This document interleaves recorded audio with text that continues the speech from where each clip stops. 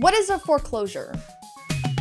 A foreclosure is when a lender, usually a bank or a mortgage company, takes ownership of a property, say a house, because the borrower has failed to make mortgage payments. The lender usually sells the property to recoup the unpaid debt. Most lenders don't start foreclosure procedures until 2 or more consecutive payments have been missed. But how long they wait before starting the process can depend on a number of things, from the mortgage agreement to the laws in the province where the property is. The consequences of a foreclosure can be tough. If the mortgage is on a house, the borrower can lose their home, but they can also lose any equity they built up in the property. And the lender could come after them for the difference if the house sells for less than the outstanding mortgage. That's called the deficiency balance. A foreclosure can also impact your credit rating, making it harder to get a mortgage in the future. So right now, based on everything we talked about, it seems like foreclosures are only bad for the borrower, but they can also be costly for lenders. Lenders have to cover the cost of any legal proceedings, and they might not recoup the full amount owed if the property sells for less than the outstanding mortgage. Foreclosure procedures vary from province to province in Canada, but here are the usual steps. The process starts like a typical lawsuit, with the lender serving the borrower with a legal document called a statement of claim. The borrower then has 20 days, about 3 weeks, to file a statement of defense. At this point, the court will usually grant what's called a redemption order. This gives the borrower a certain amount of time set by the court to get the mortgage up to snuff. But the court can also decide that the borrower doesn't have the funds, skip the redemption order, and go straight to issuing an order of foreclosure. An order of foreclosure transfers ownership of the property to the lender for sale or rent. The property is then sold to the highest bidder. Alternatively, the court can give what's called an order of sale instead. When that happens, the court has control of the sale of the home. The number of foreclosures typically go up during interest rate spikes, especially if those spikes coincide with other economic challenges like rising inflation, making it more difficult for homeowners or businesses to pay their mortgage. The best way to avoid a foreclosure, aside from making every mortgage payment on time, of course, is for a borrower to get in touch with their lender even after just one missed payment. The lender may agree to make concessions to the mortgage payment schedule or work in other ways to help the borrower get back on track. And now you know what foreclosures are and how they work. Thanks for watching this episode of TVO's What Is Explainers. If you enjoyed this episode and you want to watch more like it, you can click around me. And if you want to support the channel, you can click the like button and subscribe for more educational content. Also, if you want to suggest another topic for me to explain, you can tweet me at 500 Days of Ariana. We'll see y'all in the next one. Bye.